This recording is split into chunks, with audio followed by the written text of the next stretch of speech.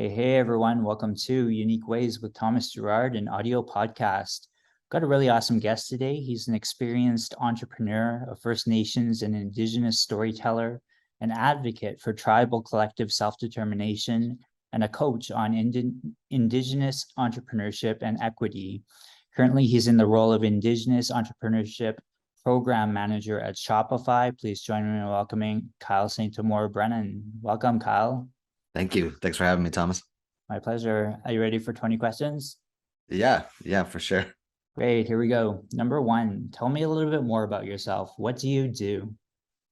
Yeah, well, I am Kyle St-Amour-Brennan. I am Algonquin Anishinaabe from Kitigan-Zibi Anishinaabe First Nation, which is the community I grew up in. And I work in tech. I work in Indigenous entrepreneurship, and I would say that I feel like sometimes I'm probably like an ecosystem designer or ecosystem strategist. I sort of look at the whole entire ecosystem and the ways in which Indigenous entrepreneurs are participating or not participating into, in their own forms of sort of commerce or that, and sort of try to figure out ways to sort of make it more inclusive, or also just try to find ways to collectivize Indigenous entrepreneurship so that people could share amongst each others in ways that are culturally relevant and considerate and all those sort of things. Great. Yeah. Just a note for our audience, Kyle and I met a few years ago now, when he was just transitioning out of film at that time, I feel like. So this is super interesting to see this new angle. Yeah, you could say it. You could say that you were my prof in the car. Cool. Okay. Question two. What's a key piece of knowledge that makes you different? Key piece of knowledge. Yeah, it's such a great question. I don't know. I don't know if there's a singular piece or anything like that, but I think what became very evident to me, I think early on, was that I think a lot of people struggle with perspective, or struggle with the sort of the uniqueness of perspective. And one thing I think I latched onto is that I think because of my positionality, because I am First Nations, and I grew up in a community and I've been away from that community and I've spent time in a lot of variable places, is that that objectivity that you're provided from when you both go in your community and out of it. I think that that's an incredible tool set, if you're willing to harness it. Particularly, I think as I started going into spaces like film or design or anything like that, very quickly you kind of realize that it's a lot of philosophy. It's a lot of trying to understand different people's epistemology. It's trying to understand all these different things, but you kind of then realize that a unique perspective is also sometimes particularly challenging. And I just kind of had that. I had a kind of very unique upbringing, I think, that was kind of a tool set that I've sort of leaned into. That's been something I've always sort of I've been quite fortunate for. Great. Yeah. I'm super excited to have you here today, Kyle. We're recording from Vancouver, Canada, and here the Indigenous space is becoming more and more important to really focus on and credit. So it's definitely necessary for the podcast. Number three, why this of all things? Why do you do what you do? I really, that's interesting. Like I've always been really into the arts. Obviously, as you mentioned, I was into film before I got into design and entrepreneurship and sort of worked in tech. But there's sort of a continuum that I've always been, I think, fascinated with, which is about, individual expression or expression in general. And I think entrepreneurship is one of those really interesting ways where it sort of mixes so many different skill sets, and it's never dull. It's something that's it's constantly evolving. It's self-expressive in its own way, building your own brand or expressing your own brand. And whether you be a graphic designer or you make t-shirts or whatever it would be, there's a self-expressive component to it. So I think film obviously is a medium that brings a lot of that. It's a lot of different skill sets. It's music, it's the moving image, it's editing, it's theater, acting, writing, all those components. And entrepreneurship is another kind of similar version of that, where it's you have the marketing component, you have the branding, you have the illustration, you have the product design, the packaging, the customer experience, and all that. And then now you involve the whole entire online component of it, online commerce and everything. So I think those things always felt continuous. Like I was always pretty particularly obsessed about how people express themselves, whether through literature, poetry, or whatever it is. And then now I've just sort of got into it with a little bit more focus into kind of what I care about, which is indigenous representation and a lot of those things. But yeah. Sweet. I'm excited to hear you respond to number 4. What does your future look like? Yeah, what does my future look like? Great question. I'm not necessarily too obsessed about the distant future, but I'd say like in the immediate future, I don't know, more balanced, but I suppose like I think I strive for that more now. I think I'm definitely in my early 30s, and I feel like I spent a lot of my 20s with a lot of obsessive, intentional kind of sojourns into variable things. I think now it's trying to find balance. And I live in Vancouver, as you mentioned, where I think it's kind of, in my opinion, it's sort of the mecca of Indigenous representation and thought in a lot of ways. There's a lot of the host nations here are prominent voices in the larger kind of social discussion. I think the base level of education here of Indigenous issues and rights and such is a lot higher than in other particular parts of North America. So I've always really, really loved the splitting my time between Vancouver and my home community of Kitigan-Zibi. So I'm, obviously I've been trying to build a house there for a while. So I'm hopeful that I could at least maybe get a little bit more of an even split, like a 50-50 split of being between both places. But yeah, I don't know. I think I'm sort of enjoying the journey now, and I'm enjoying the process. And I think if anything, I'd love to kind of, get more into finding that balance, or that balance that feels a little bit more sustainable in so many ways. That's nice. That response actually segues nice into number 5, which I say is unique to this podcast. The question is, let's talk about location. How does the notion of place play into what you do? Oh yeah, it's massive. I mean, fundamentally, place and all that is such a huge component. I mean, it's what ultimately sometimes defines indigeneity in so many ways. Like I'm an Indigenous person, but I'm not Indigenous to Vancouver or even anywhere around here. Like the sheer distance between where I'm from and here is so massive. But place and everything like that is such a huge influence, because it's the perspective, it's the priorities, it's all the kind of components that sort of do that. And I know that when I first moved here, and I came to Vancouver the first time in 2008, I think, and I think I was so inspired of sort of the way in which that the urban design is sort of integrated with the sort of natural geological landscape of the West Coast. You have the ocean, and you have the mountains, and then you have the sort of glass buildings that sort of see through to them, and you could almost see green space from every part of the city in a way. And I think that's something like that was just so inspiring to me, particularly because I left my tiny community, which at the time probably had only like 500 to 600 people living in it consistently. And then I moved to New York as a teenager just to go to school. And then I went to Montreal, which are, Montreal and New York are very urban. You have to go to specific parks that are then these very manicured, very unnatural sort of greenscapes that are sort of existent. And then sort of coming to Vancouver in 2008, you sort of see something else that I felt was a little bit more akin to my own ideologies. But I think there's that component. And like, I think what I love about, at least what I've been trying to do of splitting my time between my community and being in Vancouver, is that I think there's a certain amount of healthiness of removing yourself from the place that you exist in, like just to have the objective perspective on where you are and what you're doing.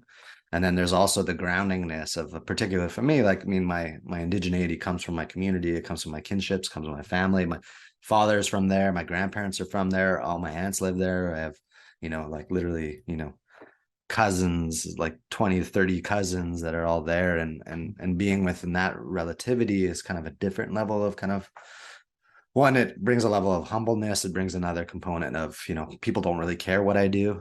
I constantly talk about like, oh yeah, this is what I'm doing. And then people are like, oh yeah, you're doing that Spotify shop fee thing. That seems all cool, but like, how's your dad doing? And like, how's your relationship with your brother?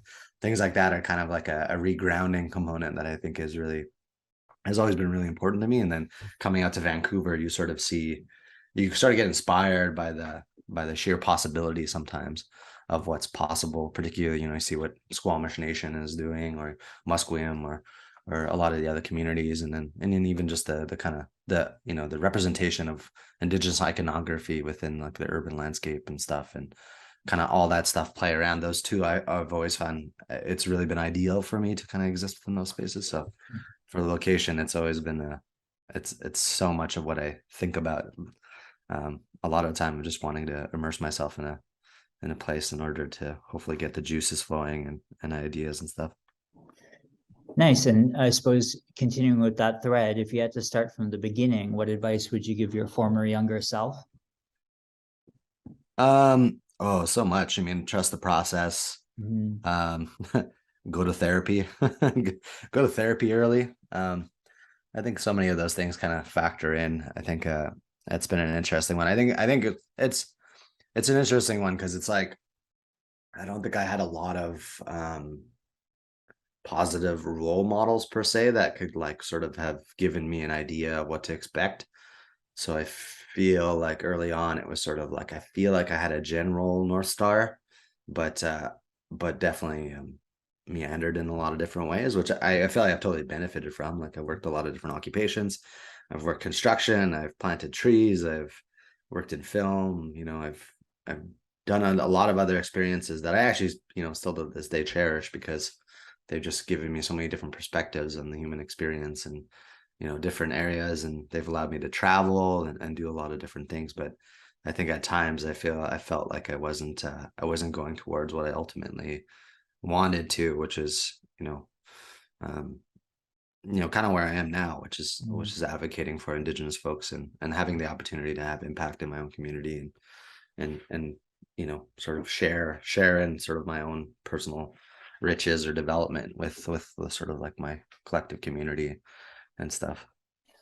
Awesome. Number 7, what's a day in your life like? Day in my life. Yeah, I mean, it's kind of dependent on the time of year, but I will say I usually wake up pretty early. I am a morning person. I usually enjoy having a cup of coffee, and then I tend to listen to like a podcast in the morning. The morning's like sort of my me time. I just put on a podcast, or I listen to the news from the previous evening or day, and I sort of enjoy a coffee, and then, or if there's like an audiobook I was kind of like listening to last day, I'll sometimes finish that up, or do a little time in that, and then I'll sort of go into work. I have been like, before even COVID or the pandemic, and remote work and stuff like that too. I feel like I was an early remote worker. I've worked remotely for probably about 6 or 7 years now, and it's been an interesting trajectory, as I found that when everyone else had to go and do it, when things went into lockdown, I already had these like, huge tips and tricks that a lot of people were asking me for. So, working remotely, it's kind of, I always, the one thing is that because I work from home, I actually, when I am working during the day, I put shoes on. So I'll put my shoes on even though I work in my own house. Like, I don't necessarily have to, but the idea of putting my shoes on and going into my separate office and closing the door behind me, I sort of focus in and dial in. And after I've had my morning me time, I transition in the day and I sort of do that work. And then, oftentimes too, I'll try to take a break at lunch and do a little walk and get outside a little bit, and then come back into it, and then sort of do that. But at the end of the day, when I finish, I kick those shoes off, and then I sort of don't hang out in my workspace, and it sort of gives me that separation and do that stuff. And then I do like a variable amount of things. I think I'm quite into music and a number of things. So I sort of like, I've tried to be a lot more diligent about sort of time management in general, and how I sort of design my work days, of ensuring that I have enough time to sort of like refuel my creative juices, as long as I'm also being productive in a number of different contexts. But yeah. I'm glad you brought up podcasting in the morning. We recently had Debbie Millman on the show, who Nice.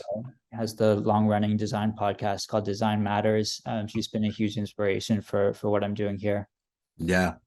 Number 8 is lifelong learning is a popular topic these days. How do you stay up to date?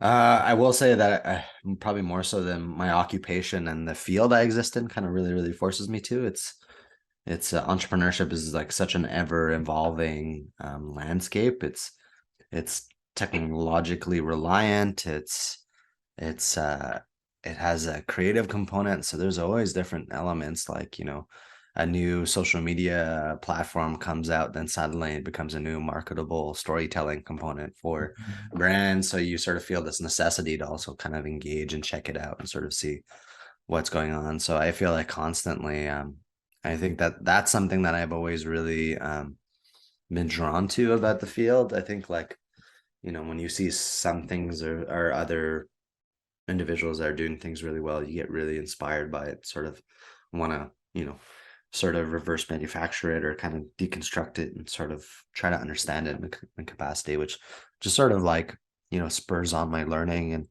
and kind of wants me to constantly try to develop skills in different ways. And, I mean, I've always been obsessive. Like I kind of always fixate about a singular thing, and then I'll really spend hours and hours and hours, and it'll be like the entirety of my being in a way, whether it be, you know, some architect, or it ends up being, some philosophy or general frame, or if it's digital marketing or a number of variable things. I tend to go down those avenues and sort of follow through on them. So it's the constantness of learning for me is just it's almost a default. Like, I think it's just a matter of engaging with life in general. I sort of my interests are all determined by it, like musics or new genres of music that I don't know about the historical context behind.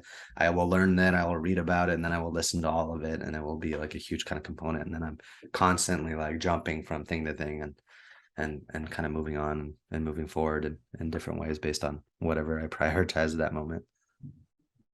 Nice. I'm excited for number 9. What tools do you use? Are you both digital and analog?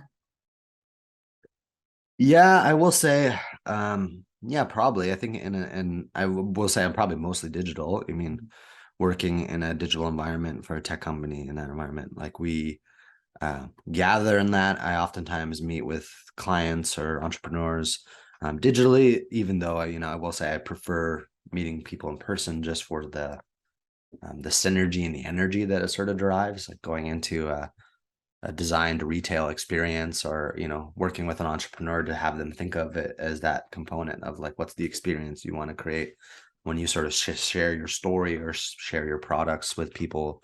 I prefer to see that in person and sort of understand it from that capacity, knowing that your ability to communicate to technology is only as good as your literacy is for it. So I think in that component, it's a healthy mix of the two, but I definitely predominantly digital, in the sense, everything from, branding design through various tools, and, whether it be Canva to, Adobe Suites to Affinity to whatever it is, it's sort of, you're constantly like kind of learning these tools to ultimately try to stay up to date and current, and test things out that are new and interesting, and, new social media tools or things like that, or even just web experiences or app experiences.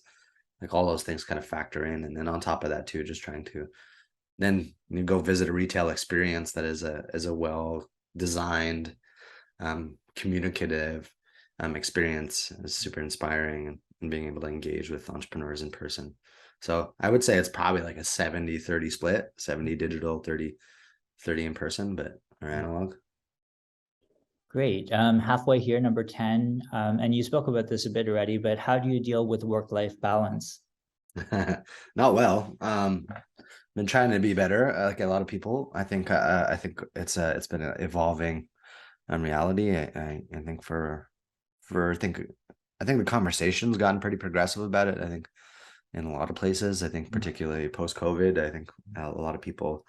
I've experienced burnout on a number of instances and occasions, and I think I've hopefully reflected on it and tried to develop better behaviors around it and better intentions. And I think like, time boxing your day, ensuring that, the reality is that you're never going to be caught up, or you're never going to get ahead, or you're never doing an extra 2 or 3 hours a day doesn't necessarily, won't necessarily work in the long term. So I think things like that, just being really intentional, ensuring that you're making time for yourself to fill your own cup, whether it be exercise or, go to art gallery, or, do art, do whatever you sort of need, watch movies, do whatever you kind of need to refill your cup, and get, just hang out with people, hang out with folks that might inspire you, or get you excited based on the ideas or conversations you have. I think just ensuring that you have that, and you strike that level of balance. And I will say, like, speaking to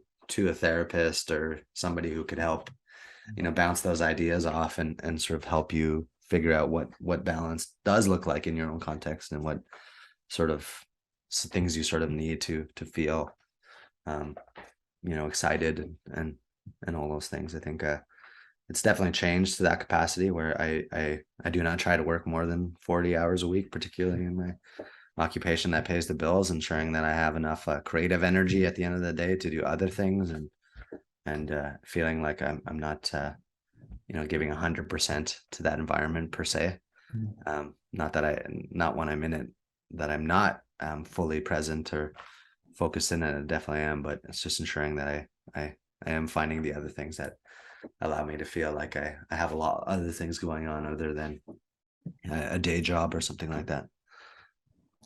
Great. 11, if you weren't doing what you do now, what would you be doing? I wasn't doing what I do now.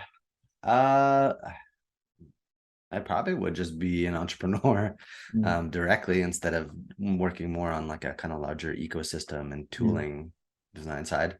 I've always been drawn to it. It's never boring. It's always constantly learning.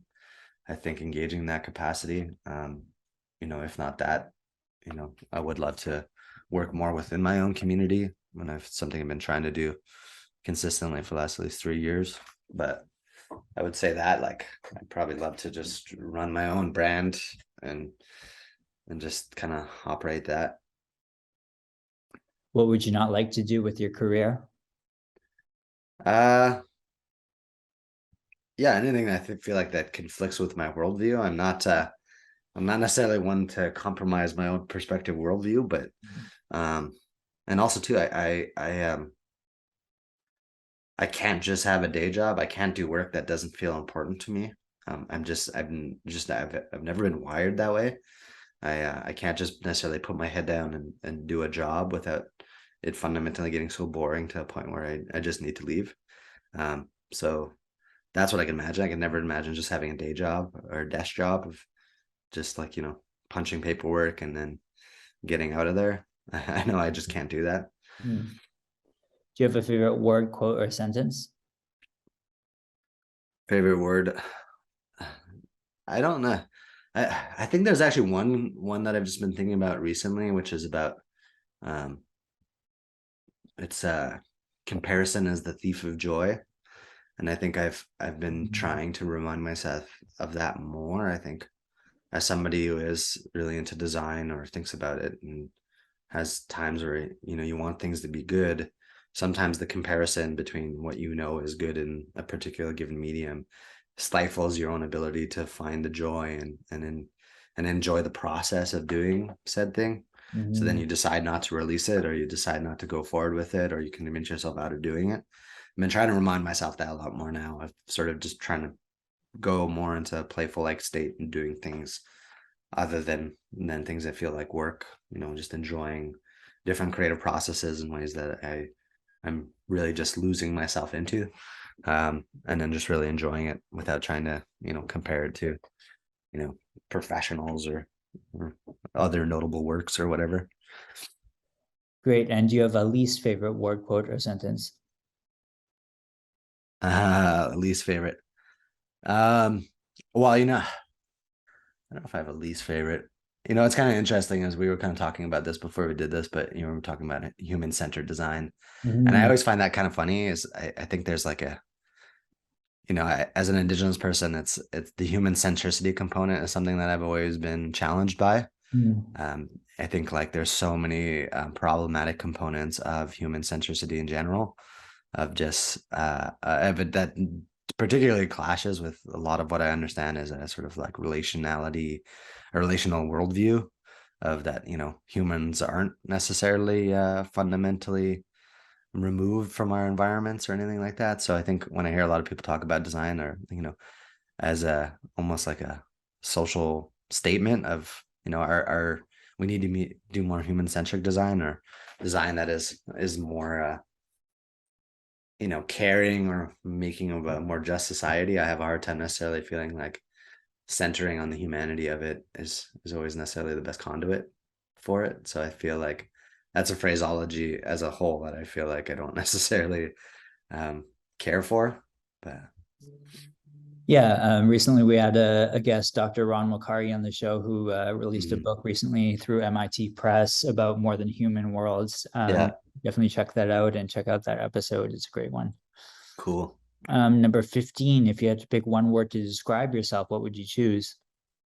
One word to describe myself. I don't know, learning. I feel like I'm always learning. I feel like the kind of process of life is learning. Um, so I feel like that's probably the truest component, is I feel like I'm only as, my opinions are oftentimes always ever evolving. I think I try to be I try to always have a growth mindset instead of it being in a fixed capacity. I think I've always really try to I mean, not that I don't strongly believe in certain things, but I am willing to change my beliefs if I'm provided any new information or things like that. So I feel like that's maybe been a consistent thing throughout most of my life. Great. Final stretch here, number 16. What keeps you up at night? uh so many things. Feel like I have a lot of other ideas. There's other like kind of there's a lot of ambitions or other kind of creative outlets that I have, that I feel like I'm always having different ideas. I have like a number of different notes or idea books that I'm always constantly writing in, and I find that some of my best thinking is very late at night. So sometimes it makes me hard to fall asleep, but but yeah, I feel like there's so many different creative inhibitions, or um, there's not enough time in a day to sort of see them all through. Mhm. What's a dream you're chasing? Um,